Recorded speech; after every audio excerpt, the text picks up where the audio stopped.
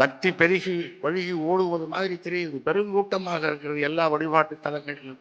ஆனால் பண்பாடும் ஒழுக்கமும் குறைந்து போய்கொண்டே இருக்கிறது. இது என்ன விஷயம்? அப்ப பக்திக்கும் பண்பாட்டுக்கும் சம்பந்தம் இல்லையா? அவன் சொன்ன மாதிரி கோயிலுக்கு போறவன், சர்ச்சுக்கு போறவன், பள்ளிவாசலுக்கு போறவன் தான் பயப்படாம பாவங்களை பண்றான்.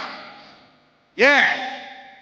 இதை செஞ்சா பாவங்கள்லாம் போயிடும்னு சொல்றான் ஐயா. எவன் பாவம் செய்யறதுக்கு பயப்படுவான்? இதை செஞ்சா போதும், நீ பாவங்கள்லாம் போயிடும் சொன்னா எவன் பாவம் செய்ய பயப்படுவான்?